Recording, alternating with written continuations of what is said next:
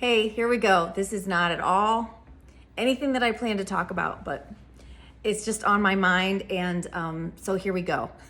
I'm going to be all over the place, probably more all over the place than normal, I guess is what I should say, right? But I want to talk about companionship and how we were created for companionship.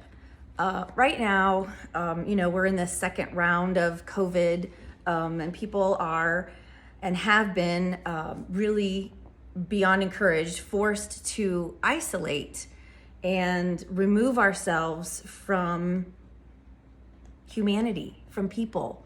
And I'm umming a lot already, you can tell. I wasn't planning on doing this. So isolation, even in any kind of recovery group, people are taught that isolation, my cat, and thank God for animals, right, during this time of isolation and having to remove ourselves, because some of us, this might be the only kind of companionship that we get right now, the only kind of touch and the only kind of loving, caring energy right now. And I think that's really where all of this is going, is companionship and human touch. And the effects and the need that we have for that, and that how we're built and created for that. So we were created for companionship. And right now we are having to isolate ourselves.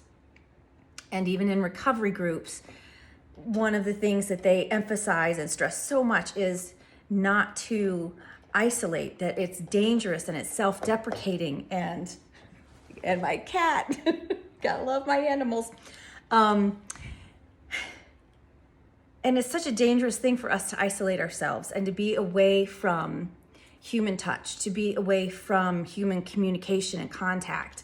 And I think of, again, that teen suicide is at an all-time high right now. And these are our young people. This is our future. These are, oh my goodness, these young, precious souls, and they feel so alone and so hopeless and helpless that they just don't even want to exist anymore. And whew, that's something. I mean, that's just too much. It's too much to even really wrap my head around. And if it's doing that to these young, precious individuals, what is it doing to an entire worldwide population? What this isolation that we've been forced into, and to go back to being created for companionship and fellowship. God created this whole amazing universe, and he looked at all this stuff that he created, and he thought, I need somebody to share this with.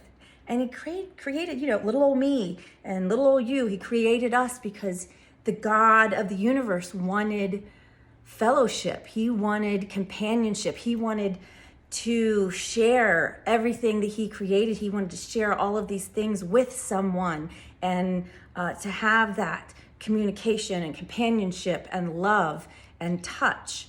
Even once he created Adam, the story of Adam and Eve, he saw Adam, and Adam, was to steward all of creation.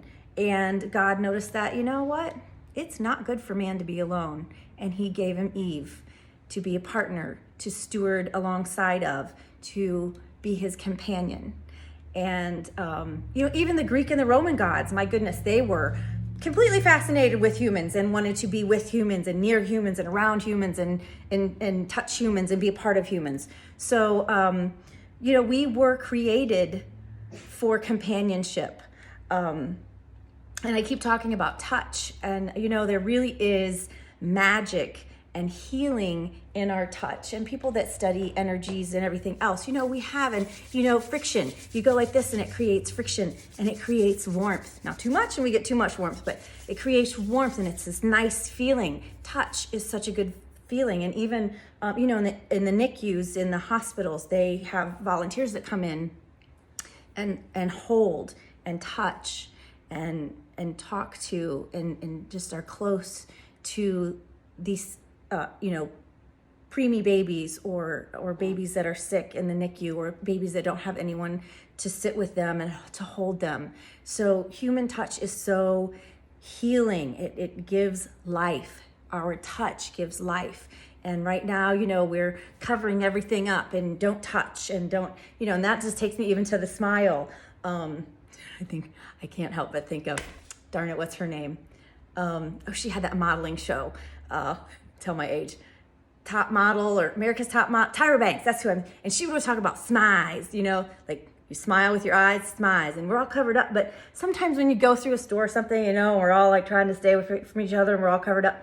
But you can just tell sometimes just in somebody's eyes that they are happy and smiling. And doesn't that do something for you to walk through a store, especially during these times, and to just see happiness in only this much of someone's face? And I think that's proof right there, because I know we have all felt that somewhere recently, or the opposite. And we're not going to talk about that today. So all of that, just a smile. What a huge deal a smile is. And we've learned that, I think, recently. I have learned that because I know I smile under my mask all the time. But especially to be touched and just a hug or a touch, even a touch on the shoulder, to hold a baby, to hold my ornery little cat, anything like that. It's life-giving. And we need that so much right now. What else? I'm all over this place. So I guess I where I'm going with it is, what can we do right now? What are the things? And I know we've all done, like we do these things and we Zoom, or I have friends that use the portal, or we FaceTime. My daughters FaceTime me, I think, every single day. So we at least get that face-to-face contact where we can see each other and talk and laugh a little bit or cry a little bit, whatever we need to do. What are things that we can do right now? So that we can have that companionship, so that we are not isolated, so that we can be near one another and have the opportunity to laugh and to cry or to listen or to just, blah. I know I have these days and I'm just like blah, blah, blah, blah, blah, blah, blah, blah, blah, and 25 subjects come out in like 3.5 minutes and I only take like 1.5 breaths, and that's just who I am, and I've been that way forever and ever. So we don't ever grow out of that kind of thing when we're like that. But we need those moments. And how do we get those now? And I guess I'm really asking everybody else. I'm thinking right now, Jesus and his crew, his disciples, his group of besties, he always hung out with his crew. He always hung out with his guys, and they they did everything together. Now, of course, they certainly had their moments of, and I don't want to call that isolation. They had their moments of meditation and prayer and silence when you have to, bring it in and really focus and pull your energies in and get your positive energies so that you can release them to the people around you. And I'm just thinking about how this fits in. I'm not really sure. But, the story about the 2 loaves and 5 fishes. See, I'm under pressure right now. The loaves and the fishes. So he had just a couple loaves of bread and 5 fish, or I might have it backwards, 2 and 5. Anyway, how silly. The things we forget when we're just doing stuff like this. But, they didn't have much, and they did not have enough. They were in front of all these people, and everybody needed fed, and they didn't have enough. But you know what they did? They sat there and looked at what they did have.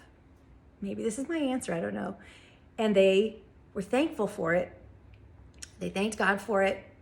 And they just had enough faith and believed that the little bit that they had was enough, and that they could give it, and that it would be enough for everyone, that they could take this and it would multiply, and they could hand it out, and there would be enough to fill everyone. And I just, I hope that in whatever small way, in the small group that you're around, even if you're home and you just have a cat or a dog, or if you're like me, you have a whole zoo in the house, there's a little bit of companionship there, and touch and love, because we were created for companionship. We were created to love one another. We were created to take whatever we have and to give it away, because it multiplies. And in that giving away of that good energy, of that love, of that kindness, of that magical human touch, we also receive the same magic back. So if you have somebody today that you can be near, just give them a hug. Maybe hug them for a little bit longer. You wear your mask, whatever it is you need to do to stay safe.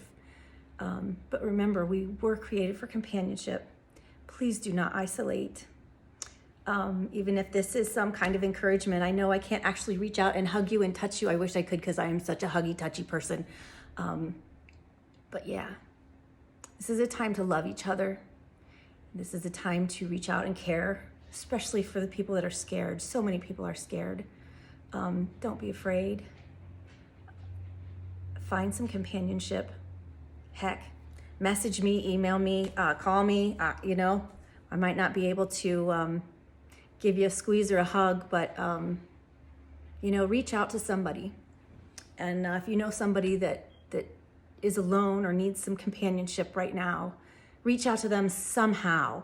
Make suggestions by all means, because we use the Zoom, we use the portals and FaceTiming, but whatever ideas anyone has, please share them, because I know at this time, we all need ideas and ways to just reach out and touch one another in just good, positive, loving, encouraging ways. Please do not isolate. We were created for companionship. Even God wants our companionship. So yeah, let's reach out and love one another somehow and find a way, even if you have to just smize at somebody out in public. I don't know how to do that. We'll have to get a hold of Tyra Banks and get a special session on how you smize with your eyes.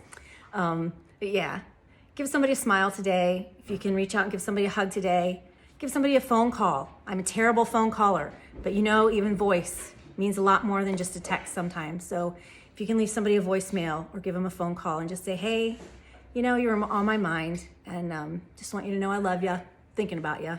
Hope you're doing okay. Hang in there. So I hope you guys all have a great day. I know I rambled all over the place. But yeah, somewhere throughout the day, think about companionship, how we were created for companionship, and ways that we can still just connect and care and communicate with each other. So I'll stop rambling. That is your charge for today. How is it that we can still work on companionship and communicating and caring for one another during this time? So go out there and give somebody a smile or a hug or whatever it is that we can, even if it's just a hello and a voicemail. Talk to you guys soon. Have a great day.